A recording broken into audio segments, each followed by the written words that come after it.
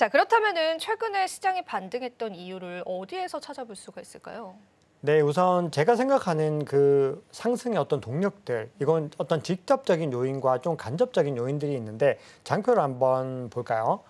장표 한번 보시면은 지금 현재 시점에서 개인적으로는 비트코인이 구조적인 상승을 하고 있다고 생각을 합니다. 자, 이건 어떤 의미냐 하면은 우리가 지난 대세 상승장과 지금을 한번 비교해 보면은 아마 많은 또 구독자분들께서도 지난 대세 상승장을 경험을 해보셨을 텐데 그때 대비로 너무 좀 더디게 움직이는 것들이 네. 있습니다. 이거를 사이클 관점에서 살펴보더라도 패턴이 비슷하게 나타나는데 그 패턴 사이의 주기가 굉장히 길어진 것들은 포착이 되고 있거든요. 그만큼 이런 움직임을 가져가는데 여기서 또 하나 주목해야 되는 사실은 그럼에도 불구하고요. 하락장에서 방어 능력이 과거 대비 월등하게 좋습니다. 과거 같았으면 한 30%, 50% 빠졌을 것 같은데 10%, 20%에서 방어해내는 모습들을 볼 수 있는데 이게 바로 기관들이 꾸준히 유입이 되면서 시장의 체질들이 바꿔가는, 뭔가 바뀌어져가는 과정이라고 생각을 합니다. 그리고 오늘 장표는 제가 가지고 오진 않았는데 실질적으로 기관들이 유입되고 있는 시그널들이 굉장히 명확하게 나오고 있습니다. 그중에서도 미국의 기관들이 유입되는 시그널들이 미국 거래소와 미국 외 거래소에 대비한 표들이나 아니면 개인이나 기관 투자자 지표를 통해서도 측정이 되고 있는데 그만큼 기관들을 중심으로 해서 구조적으로 상승을 하고 있다는 것은 앞으로도 공급이 계속해서 압축이 될 수 있고 그리고 뭔가 근본적인 상승을 할 수 있는 기반이 만들어진 것이다. 이렇게 볼 수가 있습니다. 자, 그런데 우리가 조금 더 논의를 좀 좁히기 위해서 지금 이번 시즌, 지금 시점에서 갑자기 정고점을 돌파한 이유는 이 법안이 가장 중요하게 작용을 했습니다. 스테이블 코인 법안이죠. 지니어스라고 하는 법안이 상원을 통과했다라는 부분들이 가장 중요하게 작용을 했고요. 그래서 지금 현재 시장에서 가장 주요 관심사는 이제 상원을 통과했으니까 뭔가 조금 더 이 법안을 갖다가 보완을 해가지고 하원까지 통과할 수 있을 것인가, 이 부분에 많은 촉각을 곤두세우고 있습니다. 그래서 만약에 그 구간들까지 통과하게 된다고 했을 때는 승인이 되는 시점에서 기대감에 의한 상승률도 있겠지만 이 법안에 의해서 스테이블 코인 산업 자체가 크게 성장을 했을 때 이 스테이블 코인은 결국은 비트코인과 알트코인으로 갈 수 있는 유동성이 증가한다는 개념이고 이 산업 자체의 성장이기 때문에 굉장히 중요한 호재로서 작용할 수 있습니다. 네. 사실 저희가 지니어스 법안에 관해서 이야기를 조금만 더 깊게 나눠보면 좀 좋을 것 같아서요, 작가님.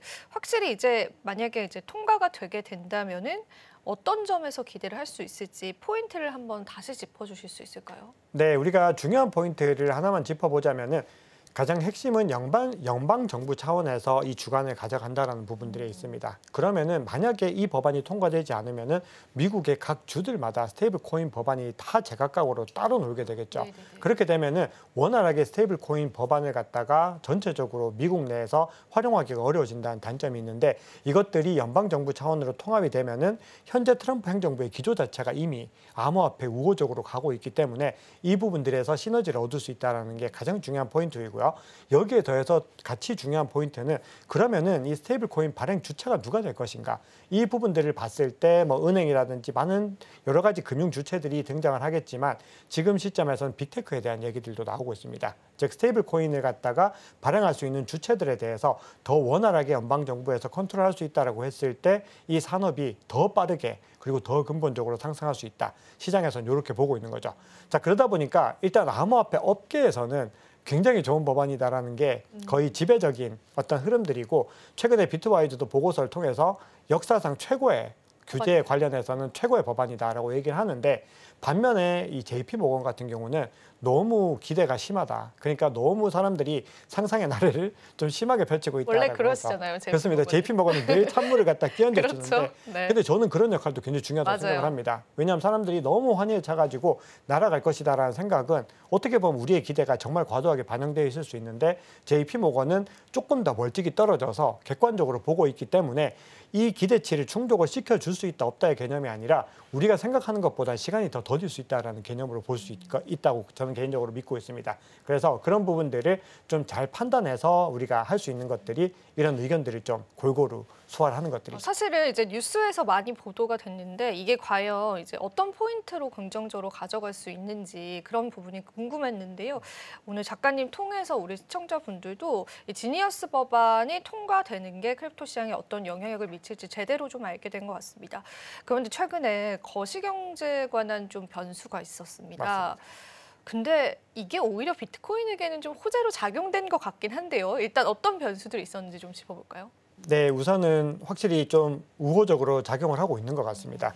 우리가 근데 몇 가지 이제 악재 중에서 가장 중요했던 건 무디스죠. 무디스가 미국의 국가 신용도를 트리플 A에서 한 단계 내리면서 3대 신용평가사라고 불립니다. S&P와 피치, 무디스까지 이제 모두가 다 트리플 A에서 내리면서 미국의 국가 신용도가 이제는 한 단계 공식적으로 내려갔다라고 볼 수 있는데 무디스가 이제 마지막에 내렸고 그 전에 내린 게 피치입니다. 2023년, 지금부터 2년 정도 전입니다.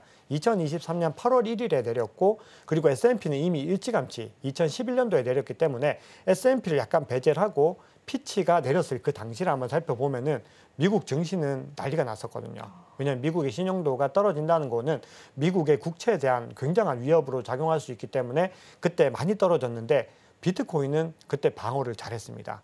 이미 그때부터 비트코인은 이 정체성 자체가 뭔가 위기 순간에 디지털 자산이 이 대체 자산으로서의 어떤 정체성으로 더 강화가 된 부분들이 있었던 거죠.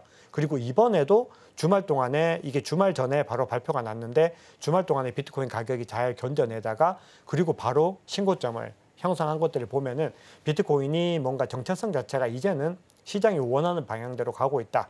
이렇게 볼 수 있는데 우리가 여기서 좀 중요하게 봐야 되는 문제는 무디스의 국가 신용도 강등도 굉장히 좀 중요한 이슈인데 이 트럼프 대통령의 감세 정책이 여기에서 같이 또 엎쳐진 부분들이 있습니다. 그런데 관세 정책과 감세 정책을 트럼프 행정부에서 같이 가져간 이유는 감세를 하게 됐을 땐 어쨌든 재정을 가지고 올 수 있는 루트가 줄어들기 네. 때문에 본인들이 뭔가 기업들이나 개인들이 감세를 해줌으로써 그 뭔가 세금으로 내지 않은 돈들을 가지고 더 많은 사업들을 하고 더 많은 소비를 할 수 있을 거라고 이론적으로 얘기를 하지만 사실은 그 부분들보다는 재정이 악화되는 쪽에 지금은 더 무게감이 실리고 있는 거거든요. 실제로 뭐 미시간대에서 발표하는 지표들 봐도 투심이 많이 꺾이는 것들을 보면은 기본적으로 공화당에서 생각하는 논리, 트럼프 대통령의 논리가 좀 덜 먹힐 수 있는 상황인데 그러면은 감세 정책을 통해서 줄어든 세수를 뭔가 줄어든 재정을 어디서 보완을 할 것인가? 이게 바로 관세를 통해서 가지고 오려고 했던 건데 그것도 같이 삐걱대게 된 거죠. 그러면 전체적으로 미국의 신용도가 뭔가 더 내려갈 수 있는, 즉 재정이 더 악화될 수 있는 국면으로 가기 때문에 기본적으로 국채 수요가 감소할 수 있다는 두려움이 시장에서는 많이 나오고 있습니다. 그래서 실제로 감세 정책이 하원을 통과한다라는 얘기가 들리니까 장기 국채 금리가 급등한 움직임을 보였죠. 보시면은 20년물이 5.1%를 넘었고 10년물도 4.5%, 30년물도 5.0%를 다 넘어서면서 전체적으로 뭔가 이 국채에 대한 신뢰감을 상실한 모습들, 즉 국채를 갖다가 투매하는 모습들을 보였는데 여기에 대해서 시장에서는 두 가지의 어떤 방향성들을 생각을 하고 있는데 첫 번째는 SLR이라고 해서 자기자본 비율, 미국의 대형 은행들의 자기자본 비율을 조금 완화해서 미국의 은행들이 국채를 매집할 수 있도록 만들려는 방안들이 일단 거론되고 있는데 여기에 대해서 스콧 베센트가 강하게 얘기를 했습니다. 연준도 이걸 가장 우선적으로 생각하고 있을 거라고 나는 믿는다라고 얘기를 한 거죠. 그만큼 현재 시점에서 국채 수요를 받쳐주는 것이 굉장히 중요한데 여기에서 가장 중요하게 나온 게 바로 스테이블 코인 법안입니다. 저희가 앞서 얘기했던 스테이블 코인 법안이죠. 스콧 베센트가 직접 이것도 언급한 부분인데 요거는 데이비 삭스라고 해서 백악관 크립토 타로도 같이 언급을 했는데 앞으로 미국 국채 수요에서 가장 중요한 것은 스테이블 코인이 될 것이다라고 했습니다. 그러면은 우리가 지금의 흐름들을 전체적으로 이해할 수 있는 게 갑자기 상원에서 강하게 밀어붙이면서 통과된 부분들, 트럼프 행정부에서 빨리 스테이블 코인 법안을 통과시키려고 하는 이 기조들, 이런 부분들이 다 이해가 되는 겁니다. 결국은 미국이 지금 시점에서 생존하기 위해서는 국채를 빨리 살려내야 되는 부분들이고 여기에 가장 중요한 열쇠로서 스테이블 코인이 작용을 하고 있다는 겁니다. 이 부분은 약간 헷갈리는 부분도 있는 것 같아요. 예를 들면 이제 지니어스 법안이 통과되는 게 미국의 국채 가치를 높이는데 어떻게 작용이 되는지 한 번 더 좀 짚어주실 수 있을까요?